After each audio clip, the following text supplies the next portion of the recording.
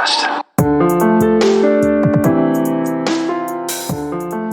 All right, so the always spirited Maria Walls, we've had the opportunity to be able to work together. She and Kimberly and George and myself here over the last few years, and it has been, oh my gosh, the stories. I just had this flood of stories and roller coasters kind of go through my head of the things that you guys have been through over the last few years. So, Maria, welcome to the Business on Purpose podcast. I just realized it's the first time you've been on here. Yes, I am so excited to be joining you and talking about what we get to do in the BOP family. Well, let's dive in. This week's a big week. At the time of this recording, we're in the midst of COVID, not just, well, I'm going to call it COVID round 2. We've actually heard of more people we know here in the last couple of weeks that they're getting tested in a variety of things. So at the time of this recording, oh my gosh, it's just pandemic and presidential elections and economy, and there's so many things going on. So let's take a step outside of all of that for a minute. And I want to go way back to Maria riding bikes and running on the streets. And where did you come from? We live in the low country of South Carolina. Nobody's from here. If you look back at a kind of a deep dive of your maiden name and where you're from and all that, you are not from the low country of South Carolina. So take us back to where Maria grew up, to the streets. Oh my gosh. I'm from a little town called Pennington. It's in New Jersey, right outside of Princeton. And I always tell people, if you know where Washington crossed the Delaware, I was on the New Jersey side for the Battle of Trenton. So little history there. I am Greek. I grew up in a Greek family. And if you've seen my big fat Greek wedding, you know a short synopsis of what my life was like, because that is very accurate. In a lot of ways, my childhood, oh my goodness. I had amazing parents, and my grandparents talk a lot about generational differences in the workplace. And I am a millennial, but I act like a baby boomer. So that's interesting. My grandparents had a very big influence on my life. And, we're Greek, we're always together, big family. Lots of interesting debates, love, and excitement going on. So I definitely can say, as far as work is concerned, my dad had a really big influence on, I think, my work ethic, and my mom too. My mom's a peacemaker. For those of you that do the disc profile, my mom's a peacemaker, and my dad is like a black and white stereotypical D. He's so I have a lot of his traits. I am a D, and one of his favorite sayings was second place is first place loser. And so you didn't go home to my dad and be excited about your second place trophy, because that just didn't cut it. We think we were just so grateful to have opportunity. I'm only the second generation in America. My grandfather came to the United States with absolutely nothing. He grew up in a very poor town. We by our standards would call it very poor, if not destitute. His childhood, he left school second grade. He didn't finish his second grade education and went to work to earn money for his family in a neighboring town in second grade. He slept under the steps of a taverna, which is like a little pub, just so he could be there the next morning to work, because it wasn't worth walking back home to the next town over. So for those of your listeners with a second grader, imagine that.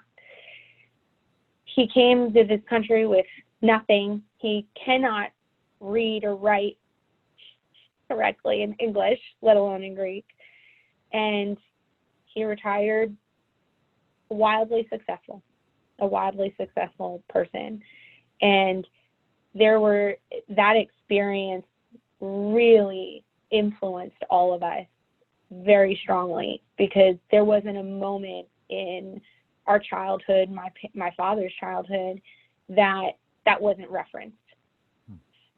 You got to go to school today. Do you know how lucky you are? I couldn't go to school. I was working. My family didn't have anything to eat. So your mom made a dinner you didn't like. Every complaint, every challenge, every triumph was measured against what his life experience was.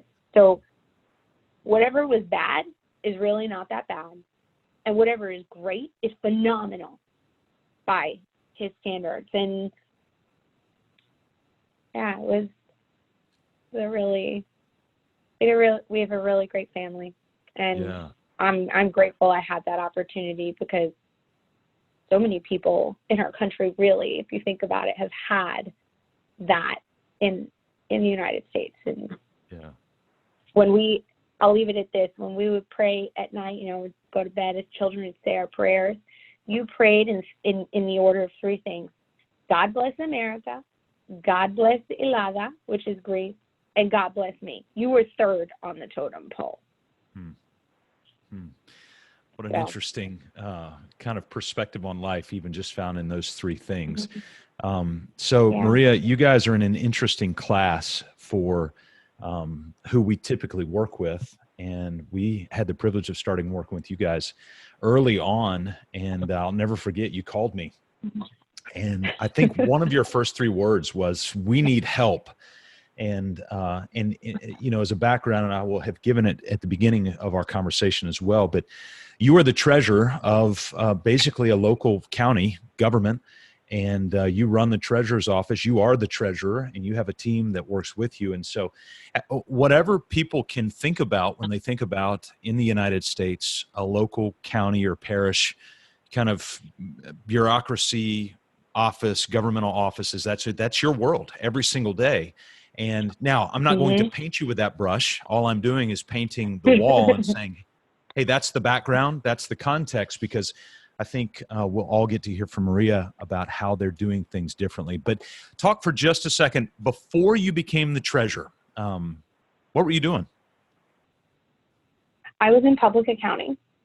I was an auditor. So for those of your listeners who have an external auditor, I was the person who would come and perform the audit work, and then moved on eventually to supervising audit work. And that was my background.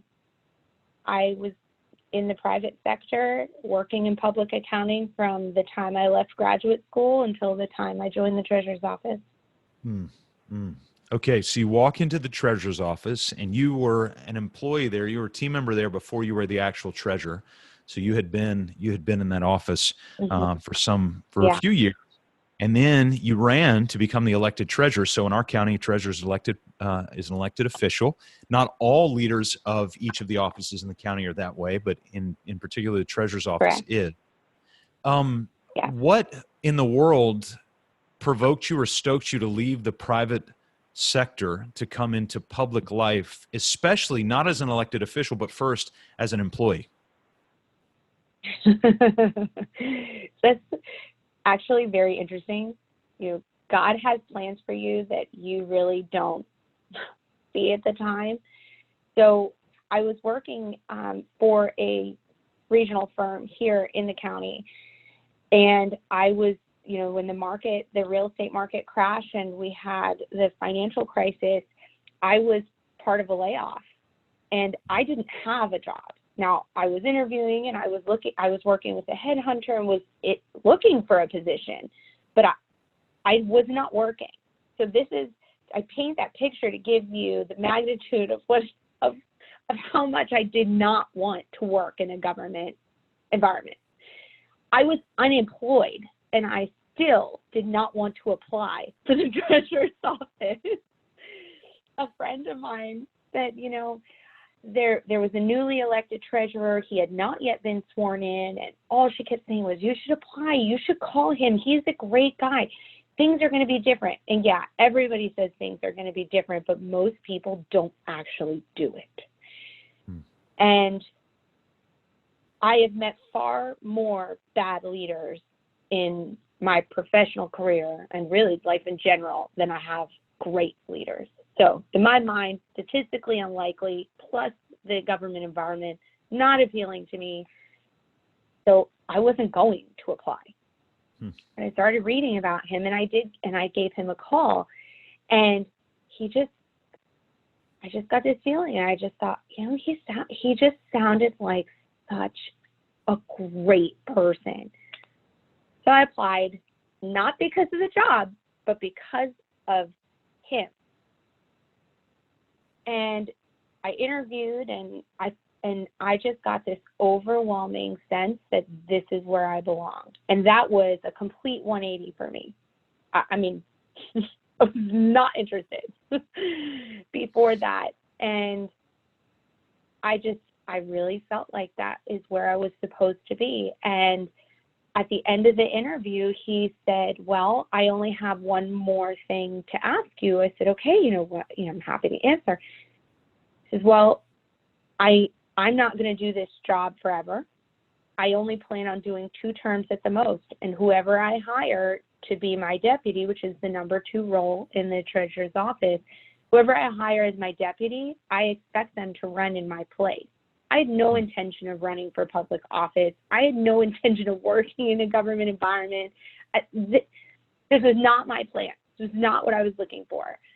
I said, well, I have to go home and talk to my husband about that because I thought I was just on a job interview. And I got in the car and I called Rich and I said, I'm going to be offered this job. And he's like, stop. He's a C. Stop. You don't know. That's not a fact. Don't get your hopes up. Don't, it might not happen. I said, no, I'm telling you, I feel it. This is right. But you have to be okay with me running for office. But in 8 years, we could be dead. 8 years is forever from now. And he only ran 1 term. And he told me that he wasn't running again when I was 6 months pregnant with our 2nd child. So it was either run for office or get a new boss. And he was one of those great leaders. Yeah. I don't know that I've ever worked for a better person. And I love the intentionality that you made a decision around a person and not just around, I need a job, especially in the moment when you're laid off, you don't have an employment. I've been in that situation before, and you don't feel like you've got the luxury to pick and choose. But I felt like you kind of held to your, you go back to how you grew up. You had standards, you had values, and you held to those. All right. So you walk in, from a deputy position, you kind of had a lay of the land, and then you were elected. And so now you're Maria Walls, the treasurer, and you've come in and you're into this. We talk all the time about liberating business owners, and in your case, organizational leaders from chaos. What did chaos look like when you walked in? Not because the previous treasurer was a bad leader. It's just kind of inherent in local bureaucratic county leadership. What did chaos look like when you walked in the door in that particular role? I think it was self-created chaos. We had a great organization. We had a great team. We had a great leader. And I was a great number 2. What I failed to recognize, because really, I'd never gone through that before. What I failed to recognize is how much our team dynamic would necessarily have to shift simply because I was changing roles. Our number 1 leader, our top leader, was leaving. So that his portion of the dynamic, what he influences in our dynamic, our team culture, that's gone. It's completely gone. And we were, on paper, complete opposite. But in actuality, we just balanced each other out so wonderfully. That dynamic's gone. And I need a balance. But I didn't know that about myself as well as I do now. And I definitely think that was my biggest thing I have ever learned. That my job as a leader is to know myself as well as I think I know my team, if not better. Because if you're not self-aware, you lack self-knowledge. If you don't know yourself, how is anybody else going to know you? How are you going to set your team up for success if you don't even understand yourself? So that I definitely did not appreciate how big of a shift that was going to cause. And then 2, I don't think I really realized how much I was doing as number 2. He was leading the vision and I was the doer. Well, now I have to lead the vision and stop being the doer. Well, what happens there? Who's going to do that? And I'm so blessed with an amazing team. Oh my God, they are a million times more valuable than I could ever be. But I didn't, we were all navigating this for the first time. So they're trying to become more doers, and they're C's. They want to do it because then they can trust the outcome, right? Because they did it themselves. But I had to relinquish that control. And as a D, again, referencing the DISC profiles, that was really hard for me to do. And so we have all these shifts in our dynamics happening that positions now are opening up, who is going to be in that role, and just, again, an overall shift in dynamics. And I think that was my biggest shock, and it really shouldn't have been. But I thought we were just going to get back, I was sworn in, we're going to just get back to work. It's everything's still the interesting. same. I wrote this down. You said chaos is self-generated, or you said something like that. And so it's almost as if you brought the chaos with you because of a potential lack of knowledge of just your own capability. But when you said it, actually, before you articulated it, actually made me think about chaos is self-generated because chaos just seems to live in bureaucracies. And so there's a self-generation within the bureaucracy, but then what you're saying is there's also a self-generation within your own unawareness of the things that either you're good at or the things that you're not good at. And so you've come in, you built this team. You guys actually were a great asset in terms of how we coach today, because most business owners, we just started coaching the business owner and not the key leaders. Well, with you guys, we started coaching the leader, the quote, the owner, the treasurer, and with George and Kimberly, coached the entire key leadership team together. And it was a powerful mix out of the gate, because I realized, it took me probably a year to realize this, is that we had the visionary in the room, that's you, but then we also had those, you called them doers, the integrators, the implementers, to be able to take the vision that the leader cast and then go actually put it down on spreadsheets or put it down in team meetings or whatever. So I want you to talk about a couple of the things when you look back over the last 3 or 4 years that you and Kimberly and George systematically, methodically, thoughtfully began to start doing so that you could really own the treasurer's office rather than the treasurer's office or even the larger bureaucracy of the county owning you. So what were those systematic things, those thoughtful things that you had the vision for, but Kimberly and George were really implementing day to day? The first thing is definitely going to be our turnover.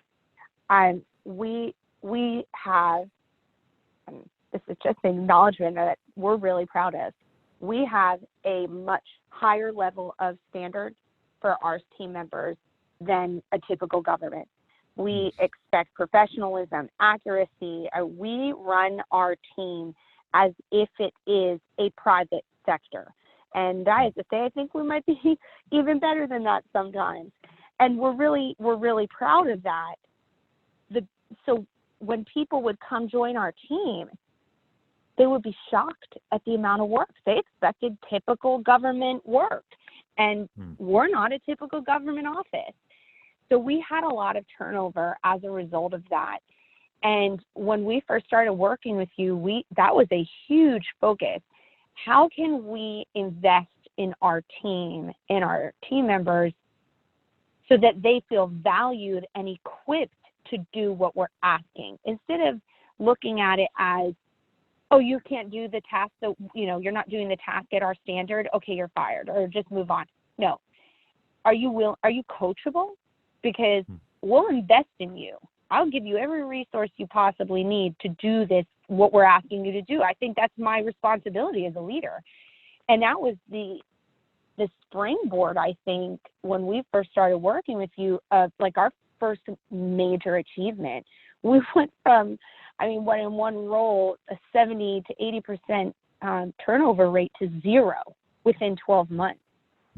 And we went through, my leadership team and I, Georgia, Kimberly and I, we went through, okay, what value aside from salary, because we are limited in what we can offer as a government and any organization. That's a very important thing to note, by the way. You guys cannot do many of the things that the private sector can do. So you had to be very novel and very innovative in terms of how you motivated people. Yes. Yeah. I mean, bonuses, sales quota. I mean, we can't do any of that. So we needed to show in other ways that we cared about them as a person, made them feel included. And I mean, our culture today is so much more, so different than that. So then we got past that. And I think our second major milestone was, our goal had always been, okay, let's stop the turnover, because so much work when you have an employee leave. It doesn't matter whether they're good or bad. It is a lot of work. How do we just kept focusing on stopping the turnover. Well, hello, the majority of the workforce is millennials. What do? They don't stay at jobs very long. So we shifted our thought process from, let's stop people leaving and make them help, encourage them to stay, to, you know what, let's prepare for everyone to leave within 24 months of being hired. Plan on everybody leaving, because that's probably the reality of, no one's working for fun. Most of us aren't. People are working because they want to earn a paycheck to enjoy their lives, take care of their loved ones, enjoy life. I mean, they're not working for fun. They're working to pay for the fun they do elsewhere. And so what can we do to make that a great experience while they're with us? And that was just, I don't know, an earth-shattering concept for us. That really changed our entire trajectory after that. Yeah. Well, and it allowed Kimberly and George to really sink their teeth into something that was kind of novel and different, but it wasn't so crazy that you couldn't do anything with it.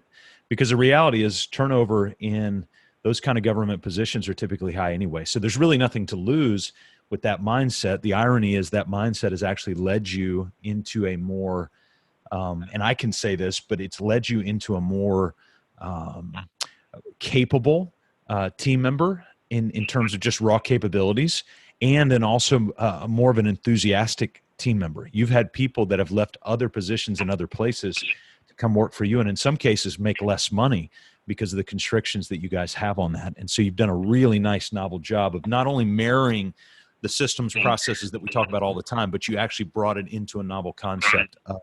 Well, what if we changed the thinking around hiring completely and did kind of a 180? So you've worked really hard in the last few years to build a lot of that out. It's not led to a life of ease just tubing down the river. It's led to a next mountain, to these next mountains that you've got. So what do you feel like in your role right now is the next big mountain that you and Kimberly and George as a team with the other team members that you've got? So the office in general, what's the big next mountain you feel like it's time to climb? It's amazing, because I don't think I would have answered this question too much differently before coronavirus as I'm going to now, because I think that's where our team is right now. We're always thinking of the next thing, and that next thing was going to be how do we leverage technology more to be a more appealing employer? So telecommuting options and flex work schedules, that sort of thing, which we were, almost everybody was forced to do now in the past few months. And how do we leverage technology to provide better service to our customers? You don't have to walk into our office to accomplish what you need to. So that would have been my answer before, and it's still my answer now. I think what's going to make the mountain a little more difficult to scale is we're dealing with a virus, and obviously most of us probably prefer not to get it.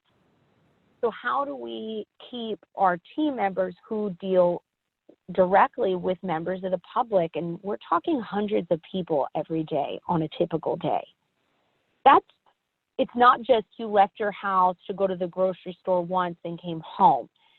That is a lot of people to interact with. And that has been a struggle over the past couple weeks to, how do you return to normal? What does that normal look like? And what are people's expectations of normal? Because there's a lot of people realize that probably means less in-person contact, doing things remotely, by phone, if possible. But then there are other people who think, okay, there's no more quarantine. The old normal is the normal. And they want to be able to come in. They don't like the plexiglass. They don't want to wear a mask. And it is a challenge. And I think that's a challenge for our customer-facing team. And as leaders, our challenge is to support them. Lead, show them where we're going. What is the vision, right? Vision, mission, values. What's the vision? And now, what do you need from me? What can I do for you? What can I provide, offer, support, so that you work towards that vision of service that we have for you? And we are still implementing kiosks. We should have payment kiosks installed later this week, so that we're limiting in-person contact. And we really had to take a strong look at what our office hours are. We've never had an opportunity to see the number of staff we employ just for walk-in transactions. We went from an 11-person team to 6 by not having walk-in hours. That was an eye-opener. And you talk about 6 salaries. And I love my team. I also have a responsibility to our taxpayers to be as efficient with their tax dollars as possible. So is that efficient? Is it safe? Just navigating that dynamics, I think that is our next mountain. Well, and the thing that is so interesting to think about is, again, we think about local county work, local county office, and novelty is not a word that we think about in terms of coming up with new innovative ideas. And I was even sitting here thinking, as you were talking, this is a most bizarre question. What did Twitter, Facebook, and the Beaufort County Treasurer's Office have in common? Like, that's crazy to be asking that question. But when we talk about, things like remote work, and those are going to become, you guys were doing that well before COVID. In fact, you guys have been doing that in the last few years. And you went to a paperless office. You went to remote work. You guys have already started to do those things, even while there were people within the same county that not only have not done those things, but they're just not really interested in doing those things. And so I was listening to an interview the other day with the president of Arizona State University, which has been rated as the most innovative university in the last 6 years, every year for the last 6 years. And the president basically said this was the person who was asking him said, do you think that universities are going to have to get on board now? And the ASU president said, basically, when COVID hit, it was the equivalent of somebody asking all the university presidents, are you listening now? Are you listening now? And so you guys were on that largely because, and even to hear you say vision, mission, values, a lot of times people will think, oh, yeah, I've heard about that. No, you guys have actually implemented it. And the irony is that not only have you implemented it, but when I ask you your next mountain to climb, guess what you say? Vision, mission, values. It's the same thing, but on repeat. Yeah. Talk briefly about the importance of not only having a written vision, set of mission, or a mission and a set of values, but the importance of repeating those things over and over again and going back to them. You're giving me goosebumps because I'm thinking as you're asking, vision, not having a vision, mission, values for your organization is like not knowing who you are as a person. It is the equivalent. You don't know who you are as an organization. How do you benchmark? How do you benchmark your decisions if you don't know who you are? How do you decide what you do next if you don't know who you are? How do you decide what you're capable of if you don't know who you are? And if you don't know who you are, you certainly don't have any idea on where you want to go. And so to me, vision, mission, values, it tells the world who you are, where you're going, and how you're going to get there. What are the guiding principles that are going to carry you through the process of getting there? It's ingrained in our team meetings. It's ingrained in our situations, positive and negative. What, this didn't align with this value. It even unknowingly, which is interesting, I was working with a vendor a few months ago, and he said something to me that I didn't even recognize. The business owner, the vendor, said, "Well, Maria, this is going great because our vision and our values align." And I thought, because we were just having the most incredible, they're great to work with. They handled things the way I would have handled them. It's been a great relationship. And even though I am laser focused on vision, mission, values all the time throughout our team, I failed to recognize that carried over to even our vendors. And it made me reflect on the different relationships, because we work with a lot of different businesses, not just taxpayers. Mm-hmm. The entities that we have the most successful working relationship with are the ones that have their own vision, mission, values, and they know who they are and they align with ours. Are they innovative? All of that. Yeah. Well, and the thing I want to highlight too is you said embedded, and really what you mean is repeated. You say these things over and over and over again. You actually use mission in your team meetings. You use the core values in your team meetings. I hear George is obsessed with it. And he'll say, well, according to this core value of blank, he's got them posted on his wall. He repeats them in team meetings and huddles. We've actually sat in on a live huddle. We had a whole room, 100 plus people sitting in on a live huddle that Kimberly led, which was amazing, at one of our 12-week plan live events. And it was so neat to hear your team use the core values in the huddle. And so you had 100 plus business owners and key leaders listening to a bureaucracy, I tease you guys all the time that you're the most hated profession in all human antiquity, tax collectors, basically. But what you've done is you've taken this idea of vision, mission, values, and you've completely gone 180 degrees. So, hey, Maria, we ask every single person we talk to, what's a piece of wisdom? And you're a wisdom lady. You want wisdom. You gather wisdom. You go on the hunt for it. I don't know if it's from your childhood or if it's from recent experience, but what's a piece of wisdom that you've been taught that you can share with us?